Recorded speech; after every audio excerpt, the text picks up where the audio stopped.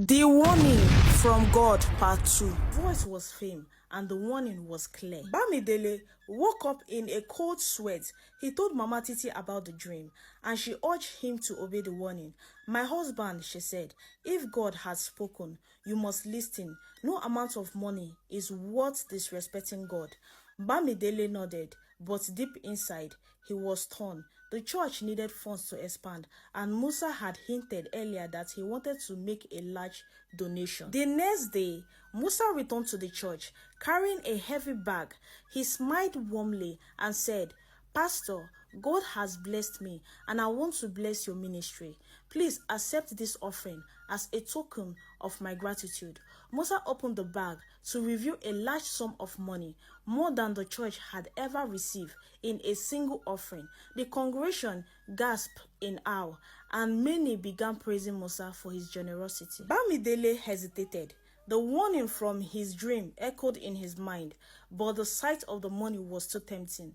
Thank you, Brother Musa, he said, accepting the money. May God continue to bless you. The congregation cheered, but Mama Titi's face was pale with worry. She knew something was wrong, but she couldn't stop her husband from making his choice. That night, Bamidele had another dream.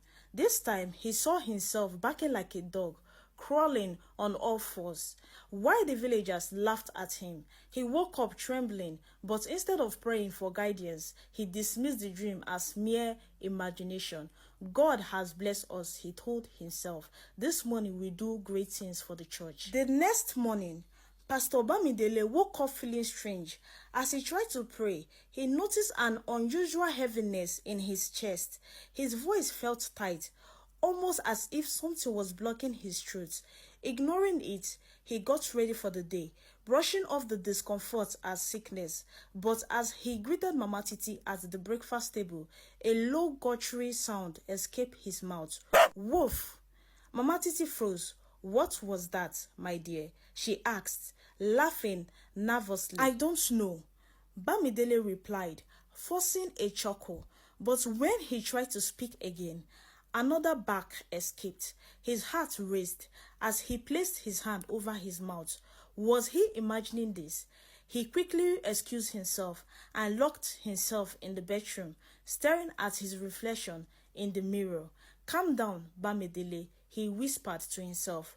But when he tried to pray, the words came out as more barks. Woof! Woof! Woof! By midday, the barking had worsened. Bamidele avoided his congregation, afraid they would hear him.